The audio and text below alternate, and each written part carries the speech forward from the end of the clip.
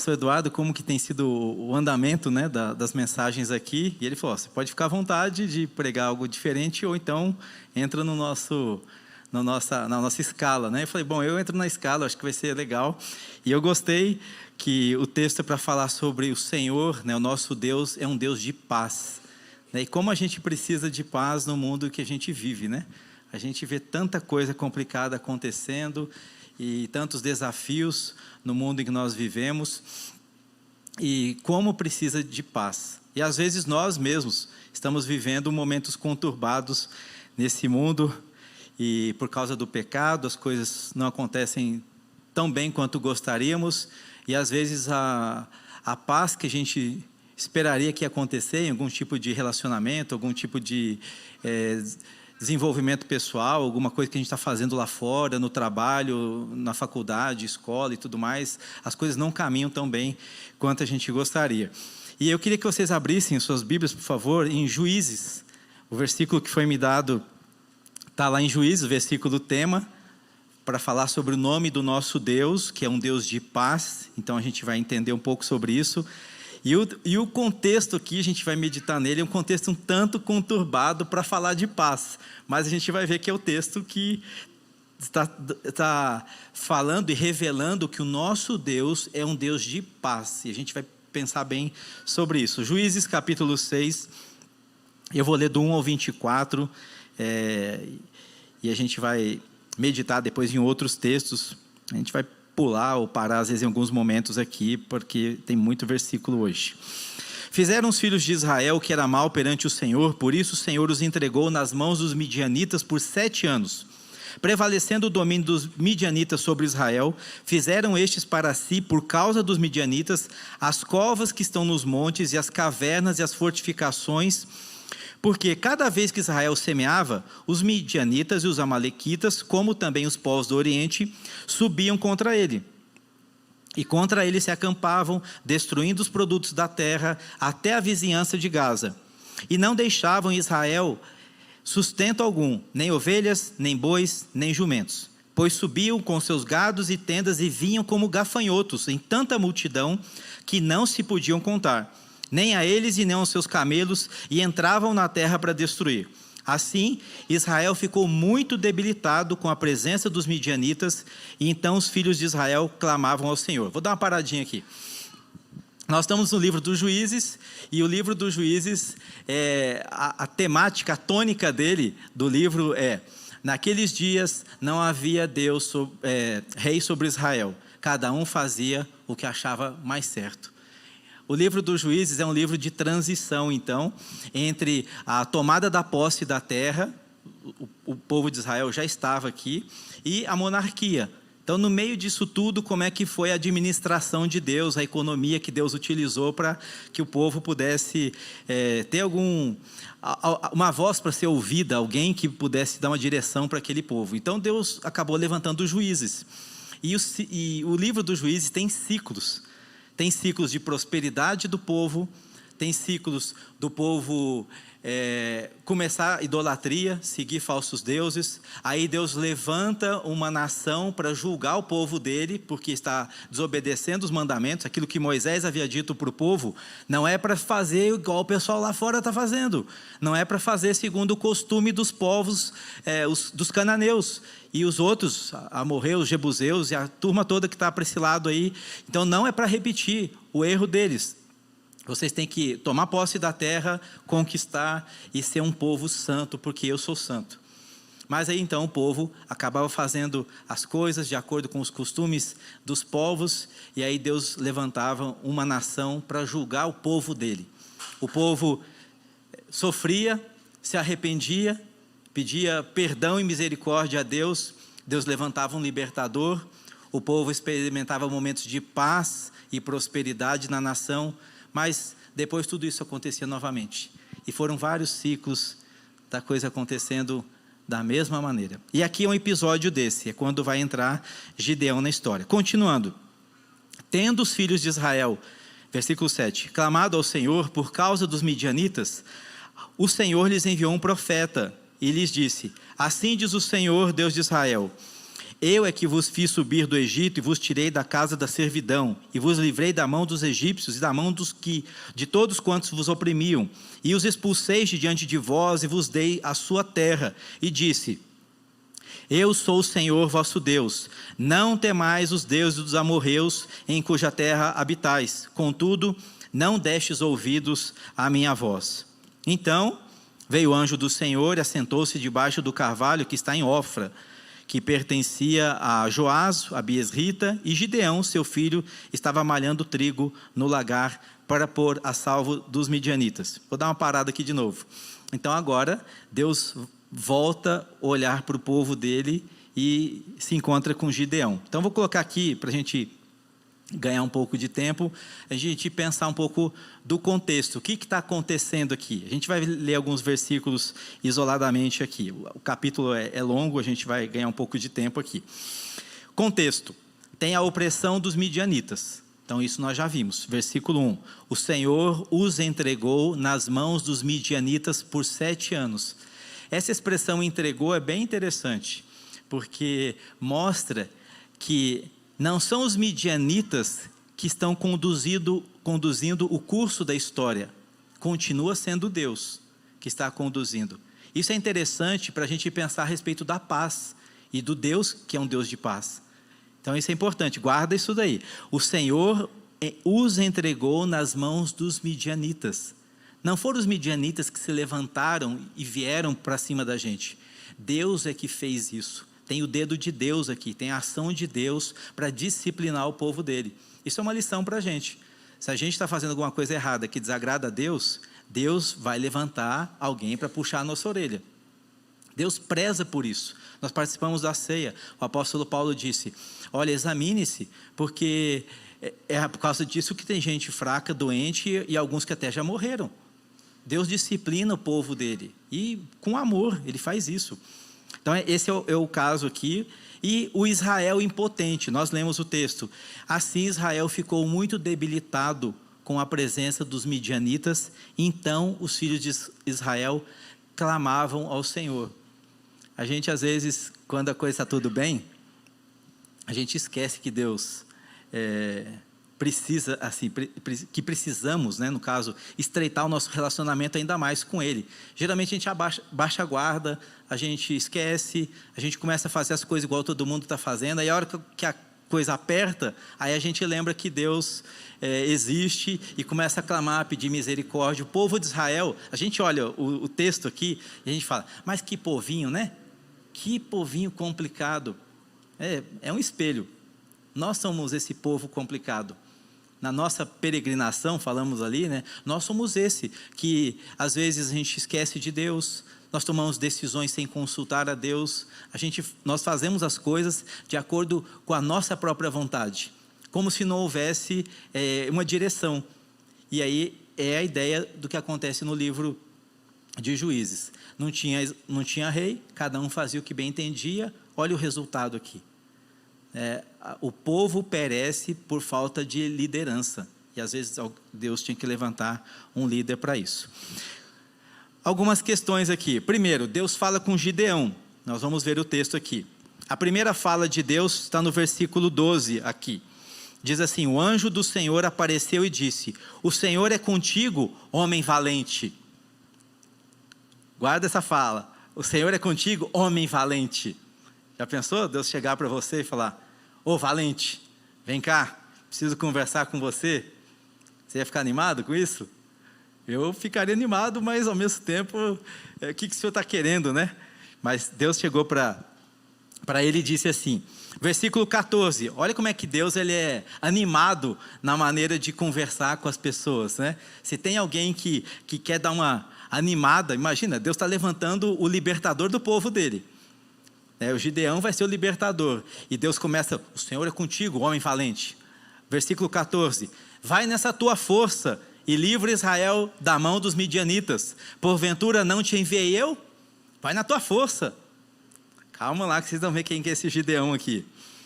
Versículo 16, já que eu estou contigo, ferirás os midianitas como se fossem um só homem. Esse aqui é o Superman, sabe esses filmes assim de heróis, né? Veja um camarada super forte, musculoso, e vai acabar com a turma aqui, né? Dos midianitas. E aí tem o versículo que Deus fala aqui no 23, né? 6:23 diz: porém o Senhor lhe disse, paz seja contigo, não temas, não morrerás. O que você faria com uma fala dessa de Deus para você? Você ficaria animado? Tem um povo que está indo invadir, um ladrão vai invadir sua casa, né, seu sítio, sua fazenda e tudo. E aí Deus fala, olha, você vai enfrentar isso aí, vai dar tudo certo. Você ia ser tão corajoso desse jeito? Agora, a primeira fala, o Senhor é contigo, homem valente. Se você percebeu e reparou no texto que nós iniciamos, diz aqui, versículo 11, melhor dizendo, né? Então veio o anjo do Senhor, assentou-se debaixo do carvalho que está em Ofra, que pertencia a Joás, o abiesrita, e Gideão, seu filho, estava malhando trigo no lagar, para o pôr a salvo dos midianitas. Aí a gente às vezes olha aqui e passa meio batido. Como que se malhava um trigo naquela época? Eu coloquei duas imagens aqui, ó. Do nosso lado esquerdo, é mais ou menos como que seria. Então, não tinha tanta tecnologia igual a gente tem hoje para poder separar a casca do trigo e tudo mais, né, da semente ali. Então, o que ele fazia? Colocava uma junta de bois, ficava andando ali, puxando um outro instrumento que ficava dando aquela batida no trigo, e outras pessoas às vezes podiam bater, tinha várias outras estratégias. Mas, geralmente, você não faz isso com pouca quantidade, você faz isso para render. Mas o texto bíblico está dizendo que ele malhava o trigo no lagar. Lagar está do nosso lado direito ali, ó. Está meio assim, está pequeno, mas talvez dá para perceber. Aonde está aquele tanto de água ali, é onde que escorre o caldo da uva. Então, é pisado um pouco mais lá em cima, escorre o caldo, pronto, é para você fazer o vinho, né? Então, é o primeiro processo, você vai lá pisando. Não é lugar de malhar trigo, é lugar pequeno. Então, o que a gente percebe? O Gideão estava morrendo de medo. E ele diz aqui que era para pôr a salvo dos midianitas. Por quê? Porque se os midianitas vissem uma estratégia normal, olhava de longe, estou vendo lá uma junta de boi puxando e tudo, vão lá roubar. Gideão estava morrendo de medo. Ele estava morrendo de medo da situação. E o anjo, e Deus, no caso, aparece lá e fala, homem valente. Que valente é esse? Olha a fala do Gideão aqui. Agora os textos que ele falou com Deus. Ai, Senhor meu, se o Senhor é conosco, por que nos sobreveio tudo isso? Ao homem valente aqui. Outro versículo. Ai, Senhor, com que livrarei Israel? Parece que tem um eco não aqui na igreja, parece que tem um eco de alguém no passado que foi chamado por Deus também. Lembra? Ah, Senhor, eu não sei, eu não consigo falar direito. E as pessoas, quando têm esse encontro com Deus, às vezes elas têm esses sentimentos, né? Outra fala de Gideão. Dá-me um sinal que és tu, Senhor, que me falas. Aí tem a prova de Gideão, que a gente já sabe, alguns já conhecem o texto. E o outro, ai de mim, Senhor Deus, pois vi o anjo do Senhor face a face. Olha esse homem valente, corajoso. Ele é igual a nós. Nós temos as nossas lutas, dificuldades, e às vezes a gente não acredita. Gideão, ele expressou sentimento de autocomiseração. Quem sou eu? Eu sou coitadinho. Não passo de uma criança, né? Lembra alguém que já falou isso também? Eu não consigo, não sou melhor do que os meus pais. Sentimento de impotência. Como é que eu vou fazer isso?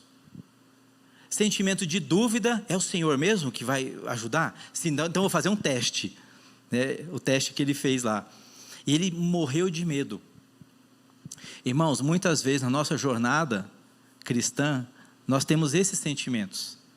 Nós temos uma proposta de trabalho desafiadora, nós ficamos com medo, a gente fica preocupado se é isso mesmo que vai dar, se vai dar certo. Uma mudança para uma outra cidade, uma ida para o exterior para terminar um curso. Pensa que é fácil? Eu fico rodando e preocupado, fazendo cálculo, pensando, será que vai dar certo? Será que eu consigo nesse primeiro semestre terminar? Vai dar certo? Isso passa pela cabeça da gente, porque nós somos humanos. A gente gosta de ter controle da situação. Esse é o grande problema que nós enfrentamos. A gente quer ter controle. Seria muito fácil, está aqui, recurso suficiente para você, tudo de bom, vai na tua força. E às vezes a gente fala, mas eu realmente estou com medo. Será que o meu desafio de mudança vai ser o melhor para mim, para minha família? Será que vale a pena eu sair desse emprego e ir para outro emprego? Será que vale a pena eu ir embora longe da casa dos meus pais e fazer faculdade num outro estado? Será? A gente fica sempre com essas dúvidas. Será que eu abro esse negócio, eu vou fazer esse tipo de empreendimento, esse investimento? Será que essa questão de eu estar investindo recurso nisso daqui vai quebrar? Será que eu ponho dinheiro no Bitcoin? O pessoal que mexe com investimento fica pensando nisso. Nós temos medo, porque nós somos inseguros, a gente não tem controle. Isso só mostra que a gente não tem controle da situação. Nós não temos. E assim como Gideão demonstrou esses sentimentos, quantas vezes nós demonstramos? Desde criança, desde pequeno.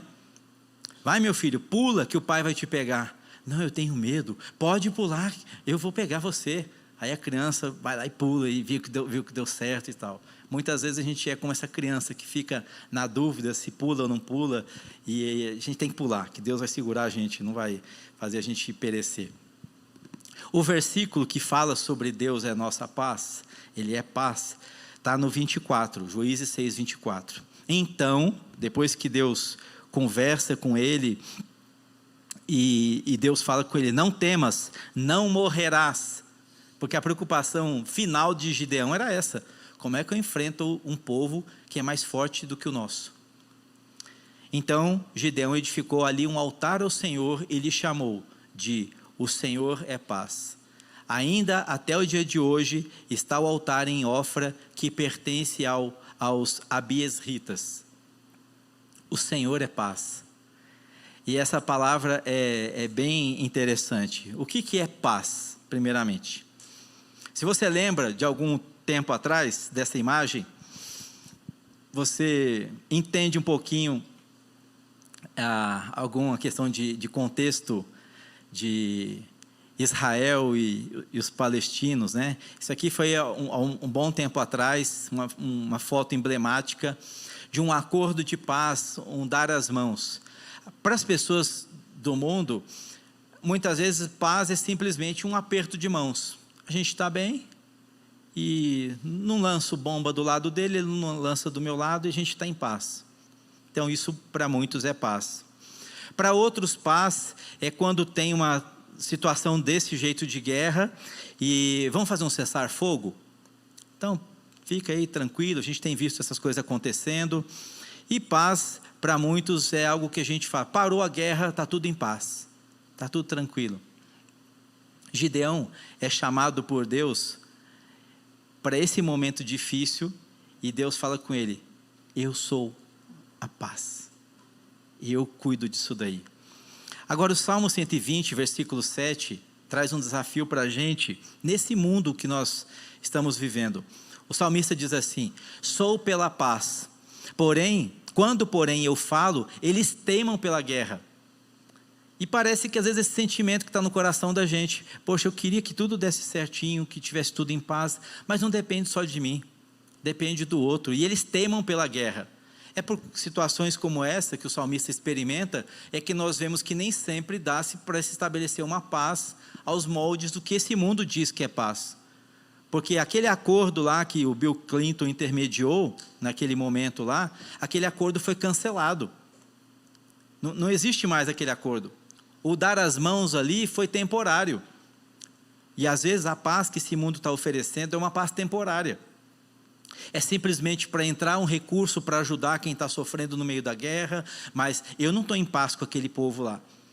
E às vezes a gente vê essa situação acontecendo no Brasil também, nas guerras que acontecem, por exemplo, no Rio de Janeiro, situação ali entre milícias, entre traficantes e polícia. Se isso não é um estado de guerra, a gente não sabe muito bem o que não é, né? Porque situação de guerra, morrendo gente e questões complicadas. O texto que nós lemos, a palavra, eu só vou destacar aqui a primeira parte dela, você já deve ter ouvido, quando diz que Deus, o Senhor é paz, ali está falando de Shalom. E às vezes a gente já ouviu falar sobre isso, já viu livraria que tem esse nome, algum comércio de gente crente, e livraria Shalom, tá legal e tudo mais. Mas o que é Shalom? O que é essa ideia desse nome? Tem a ver com completude, com saúde, com bem-estar, com paz. É como se dissesse o seguinte, olha, Shalom quer dizer que está tudo bem, eu estou tranquilo neste momento. Mas veja Gideão, quando Deus se apresenta para ele, Deus está dizendo, em outras palavras, o seguinte, Gideão, eu sou uma paz que eu posso dar para você, ainda que a situação não seja tão pacífica. E esse é o desafio. Veja a saga de Gideão, para a gente compreender um pouco melhor essa relação de o Deus da paz e como que Deus administra isso tudo. Gideão, depois desse encontro com Deus, ele vai destruir o altar de Baal. Isso, o altar que era da sua própria família. O pai dele estava envolvido com esse negócio. Versículo 25 e 26. Juízes, capítulo 6, diz assim: naquela mesma noite, lhe disse o Senhor: toma um boi que pertence a teu pai, a saber, o segundo boi de 7 anos, e derriba o altar de Baal, que é de teu pai, e corta o poste ídolo que está junto ao altar. Edifica ao Senhor teu Deus um altar no cimo deste baluarte, em camadas de pedra, e toma o segundo boi e oferecerás em holocausto com a lenha do poste ídolo que vieres a cortar. Então foi algo legal que ele fez. Deus precisava de mudanças, a fazer mudanças ali, mas tinha que começar na família de Gideão. E por causa do costume dos povos, a família de Gideão absorveu isso. Nem sempre a cultura do povo que está no nosso redor, e na verdade, geralmente, muitas das vezes, ela está compatível com a vontade de Deus. Então é como se Deus estivesse falando com ele: Gideão, vou começar uma obra aqui com você, mas vai começar na tua casa. Por causa dessa situação, o Gideão, ele passa a ter um apelido. O apelido dele vira Jerubbaal, ou seja, é aquele que contende com Baal, aquele que luta com Baal. Foi o apelido, e o contexto também é bem complicado. O Deus da paz está chamando Gideão para entrar em situações de guerra, de conflito. Isso é interessante a gente pensar. A gente vai ver isso um pouco mais no final, na aplicação disso. O Deus da paz está chamando Gideão para entrar em conflito, primeiramente até com sua própria casa. Tanto que o pessoal da família de Gideão e os moradores daquele lugar disseram para ele, para o pai dele: a gente tem que fazer alguma coisa, e não vai fazer nada não. Baal que se vire. Ele não derrubou o altar de Baal, então que Baal se defenda. Baal não é Deus? Baal se defenda agora. E aí virou o pessoal não fez nada com Gideão, e aí colocaram esse apelido. Então Baal agora vai fazer alguma coisa com ele. E não fez. Porque os outros deuses são ídolos, não passam de ídolos. Não tem poder para fazer as coisas. No capítulo 7, mostra aquele episódio conhecido em que Gideão vence os midianitas com os seus 300. E temos algumas informações interessantes no capítulo 7. Versículo 3, diz aqui: apregou-a, pois, aos ouvidos do povo, dizendo: quem for tímido e medroso, volte e retire-se da região montanhosa de Gileade. Esse versículo aqui é engraçado. Porque se Gideão levasse muito a sério, ele claro que levou a sério, mas ele era o líder, né? Ele que estava à frente do povo, mas ele era talvez um dos mais medrosos. mas eu não posso, eu tenho que aguentar firme aqui, porque se eu que estou na cabeça aqui, na frente, e for para pular fora aqui, o povo desanima. Então ele segurou firme ali, e Deus tinha falado, né, Gideão arregimentou as pessoas, e Deus falou, ó, tem muita gente, quem for medroso já pode ir embora. E os que estavam com medo, já vou embora, faz de conta que eu nem estou aqui mais. Segundo, aí Deus parece que pega bem no pé do Gideão. Diz aqui, diminuiu o número das pessoas então, e aí deu o versículo 7 e 10. Se ainda temes atacar, então Deus falou com ele assim, Gideão, baixou o número e tal, mas se você ainda está com medo de atacar, faz o seguinte, desce com o teu moço pura ao arraial e ouvirás o que dizem. Depois, fortalecidas as tuas mãos, descerás contra o arraial. Então desceu ele com o seu moço pura até a vanguarda do arraial. Ele estava com medo, porque Deus falou com ele o seguinte, se você está com medo, vai lá e escuta a conversa do pessoal. E ele foi lá para escutar, e aí ele chegou num lugar, pôs o ouvido assim, ficou meio escondido, claro, né? Aí eu tive um sonho aqui, que Gideão vai acabar com a gente. Aí o Gideão falou, então é verdade, Deus vai dar vitória para a gente, mas ele estava morrendo de medo. Gideão somos nós morremos de medo nesse mundo, as coisas nem sempre acontecem do jeito que a gente está imaginando que vai acontecer, e quando a coisa não está bem, a gente fica desesperado, nós não sabemos o que fazer. Continua, uma parte interessante, em 8:23, dentro dessa saga, dessa história de Gideão, ele se recusa a governar sobre o povo, um ponto para ele aqui nesse aspecto, mas ele acaba depois fazendo uma estola sacerdotal e o povo acaba entrando em idolatria. E por final, a terra fica em paz, não é a mesma palavra, mas é a ideia de tranquilidade, por 40 anos. E aí encerra-se a saga, a história de Gideão. O Deus da paz chama Gideão e fala, Gideão, eu vou fazer você vencer os midianitas e vou libertar o meu povo. E um tanto de situações vão acontecendo, e o Gideão está lá demonstrando quem ele é, medroso, inseguro, não sabe se Deus está com eles e tudo mais, mas no final acaba vencendo os midianitas. Na verdade, não ele em si, mas a estratégia que Deus deu para ele. Porque Deus fala para o povo assim, vai diminuir o número, porque daqui a pouco vocês vão achar que vocês que conseguiram. E muitas vezes, irmãos, é com a gente a mesma coisa.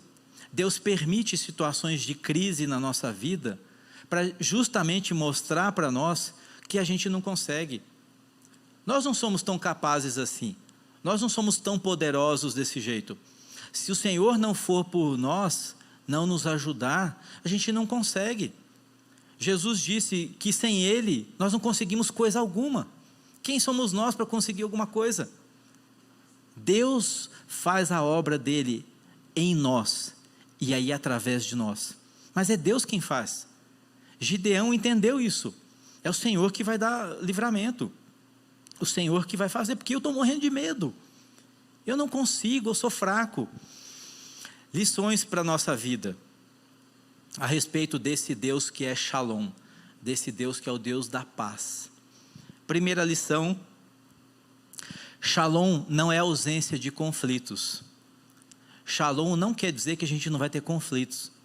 A gente pensa assim, é o Deus da paz, então agora eu estou numa praia no Havaí, tomando uma aguinha de coco, está tudo sob controle, de bem, minhas finanças estão equilibradas, minha vida está bem, está tudo, não tem conflito em casa, não tenho problemas, dificuldades com os meus filhos, que às vezes a gente não consegue entrar na cabeça de um filho e mudar o que a gente queria às vezes mudar, não consigo entrar na cabeça do meu patrão e fazer ele ser um bom patrão e parar de me perseguir no meu trabalho, e outras questões mais da vida. Nós não conseguimos. Então, mas nós podemos desfrutar de paz no meio dessas situações de conflito. Romanos 12:18, o apóstolo Paulo nos ensina e diz o seguinte: se possível, quando depender de vós, tende paz com todos os homens. O Deus da paz nos chama para sermos pacificadores. Bem-aventurados são os pacificadores. Deus não chamou a gente para ser criador de caso, para ser briguento. Ele nos chamou para sermos pacificadores, porque Ele é o Deus da paz. E Ele espera que os filhos dEle também sejam filhos da paz, sejam pacificadores. Shalom não é um mero cessar-fogo. Um mero cessar-fogo não é shalom. Shalom é algo diferente. Jesus disse: deixo-vos a paz, a minha paz vos dou. Não vou lá dou como a dá o mundo. Não se turbe o vosso coração, nem se atemorize. Jesus está dizendo aqui que o mundo pode dar uma paz, mas é aquela paz assim: você fica na tua, eu fico na minha, a gente não se dá bem, então você vai para lá, eu fico para cá. Mas isso não é paz. Isso aí é ausência de conflito. Mas a paz que Jesus veio para dar é muito mais do que isso. É uma paz que funciona quando tudo está bem, mas é uma paz que funciona quando as coisas não estão tão bem assim. Esse é o Deus da paz. É o Deus que faz a gente ter paz no meio de uma grande dificuldade, no meio de um caos, no meio de uma guerra. E aí Jesus fala conosco isso: não se turbe o vosso coração, não tenha medo. Por que ele falou isso? Porque Ele sabe que nós somos medrosos. A história de Gideão não está ali à toa e falando tantas vezes que ele é medroso, porque Ele está falando para a gente. Nós sentimos medo, nem sempre a gente consegue administrar as coisas. Shalom é ter paz no meio do caos. Eu gostei dessa figura aqui. Um soldado no meio de uma batalha, de uma guerra, achou um piano. Ele falou: vou tocar uma música aqui. Tranquilo. Às vezes a gente consegue encontrar paz, se a gente buscar, a gente encontra no meio de uma situação de conflito. Porque Jesus disse, e na verdade Paulo registra aqui: e a paz de Deus, que excede todo o entendimento, guardará o vosso coração e a vossa mente em Cristo Jesus. Quando o nosso coração e a nossa mente estão guardados em Jesus, nós conseguimos ter paz. A gente consegue, porque a situação nem sempre muda. Deus muda a nós. Nós somos transformados quando a paz de Deus, que excede todo entendimento, guarda o nosso coração e a nossa alma em Jesus. Porque se eu ficar guardado em mim, eu estou enrolado. Eu tenho medo, tenho insegurança, eu não sei se vai dar certo. Mas se eu entender o seguinte: Jesus, me dá a tua paz. Eu estou entregando essa situação para o Senhor aqui, porque eu não tenho o que fazer. A minha parte eu fiz, procuro ter paz com todos os homens, procuro ser uma pessoa boa, de um bom testemunho cristão aqui, tudo, mas tem coisa que não está dependendo de mim. Eu não tenho controle de tudo. Então o apóstolo Paulo está dizendo para a igreja de Filipos e diz para a gente também: a paz de Deus excede o entendimento. Como é que você pode ter paz numa situação de guerra? Como você pode ter paz numa situação de enfermidade? Como você pode ter paz numa situação de luto, de dor, de dificuldade, algo fora do controle? Nós podemos ter paz quando a gente busca a paz naquele que é o príncipe da paz. Aí Ele pode dar paz para a gente. Tem uma figura, eu sabia da história, na verdade eu quando procurei, falei, eu quero pegar uma figura que eu lembrei no passado da existência desse quadro, e eu procurei, eu não achei o quadro, eu achei uma releitura do quadro. E aí a pessoa lá do site, a esposa desse irmão, ela disse o seguinte: tem uma história, ela contou a história que eu sabia, e ela disse: eu não sei se aquela história é verdadeira, mas o meu marido resolveu pintar um quadro alusivo àquela história. Conta que teve uma exposição de quadros, e para ganhar o quadro mais bonito e tudo, e era um quadro que tinha a ver com paz. E o quadro era de um passarinho numa encosta de uma árvore, na beira do mar, num rochedo, e ondas batendo para tudo que é lado, e tinha um ninho lá, a mãe com seus filhotes. E o tema do quadro era a paz. Então, a paz no meio da tempestade. E o marido dela, que pinta e tudo, resolveu fazer a gente fala de releitura do quadro, né? E aí ele fez o quadro, e o quadro é esse daqui, ó, do lado de cá. Eu vou dar um zoom, porque fica melhor para vocês verem, né? Então, eu vou colocar aqui a primeira parte de cima, vou descer e a gente vai vendo o quadro aqui. Então, tem a parte de cima do quadro e a parte de baixo. E aí o foco, o centro, o cerne, está aqui, ó. Deu para ver ali, mais ou menos?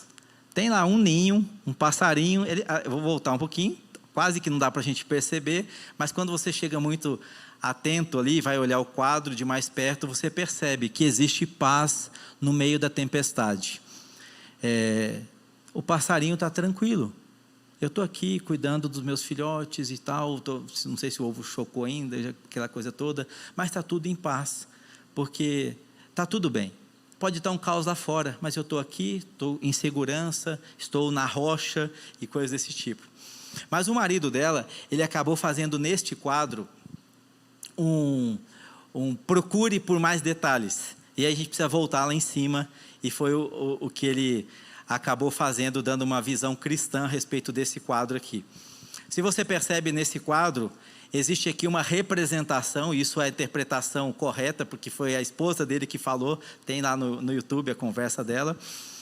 Então aquilo ali representa, está parecendo um dinossauro, né? Mas representa o mal, talvez a cabeça de uma serpente. Eu tentei dar uma mexida ali para facilitar. Mas é mostrar o seguinte, existe o mal nesse mundo.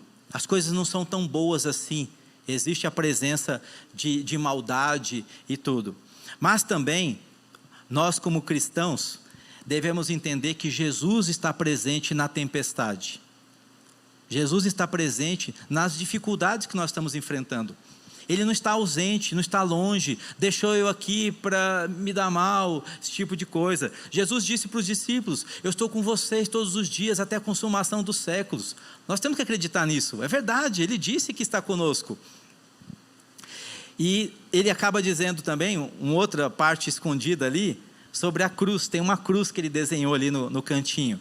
Porque Jesus ele veio para vencer Satanás, destruir as suas obras. E ele, por meio do sacrifício dele na cruz do Calvário, ele venceu o inimigo das nossas almas, para nos dar a vida eterna. E tem algo que está menorzinho ainda, mais difícil de enxergar, que não está dando para você ver, mas lá naquele fundo ali, ele desenhou uma tumba, um túmulo vazio, para mostrar que Jesus, ele morreu, mas ele ressuscitou.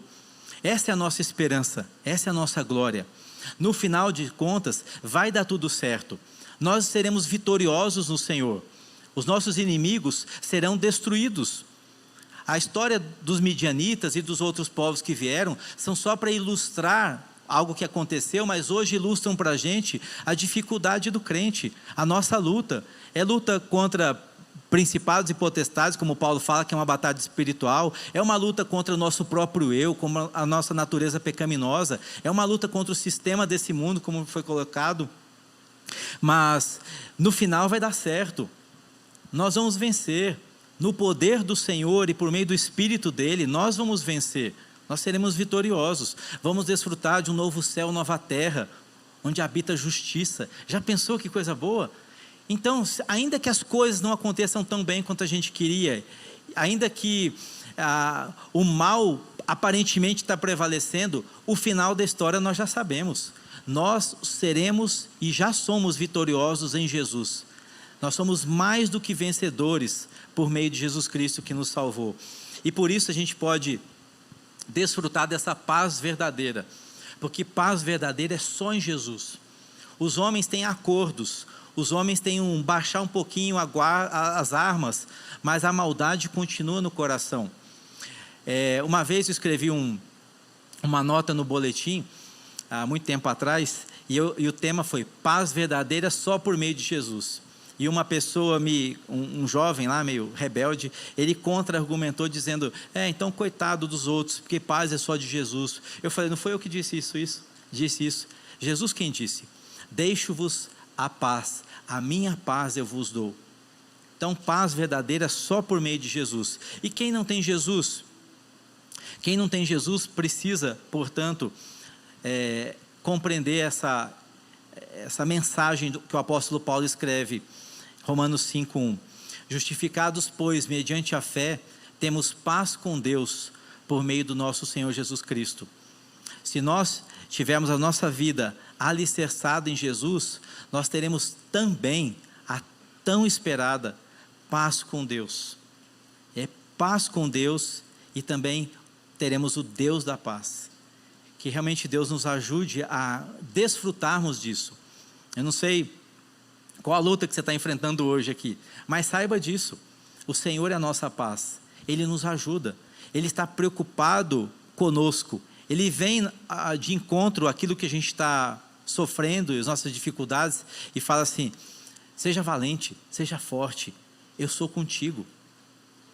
E a nossa reação deve ser de medo se a gente depender da gente.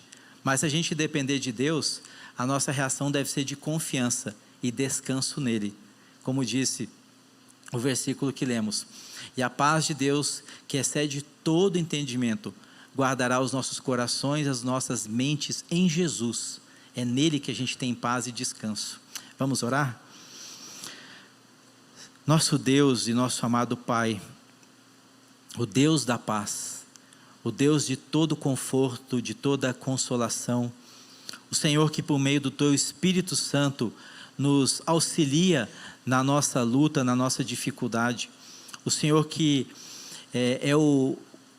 por meio do Teu Espírito Santo nos dá o conforto e nos ajuda na nossa jornada, muitas vezes no meio de lutas, de conflitos, de dificuldades. Senhor, que bom que nós podemos desfrutar da Tua paz, da paz no meio da tempestade, da paz quando as coisas não estão tão bem. Ó Deus, eu peço pelos meus irmãos aqui, Senhor, se tem algum irmão, irmã, que neste momento está enfrentando momentos difíceis, momentos em que as coisas não estão tão bem, não estão tão pacíficas do ponto de vista de ausência de dificuldades, mas que a paz do Senhor inunde os seus corações e dê o descanso que tanto necessitam, Pai. Que realmente possamos ser confiantes no Senhor a cada momento, no meio das lutas, dificuldades, entendendo que estamos nas mãos do Senhor e a nossa vida pertence a Ti. E não existe nada que possa nos separar do amor de Deus que está em Cristo Jesus, o nosso Senhor. Oramos a Ti pedindo isso no nome dEle, que é o nosso Salvador. Amém.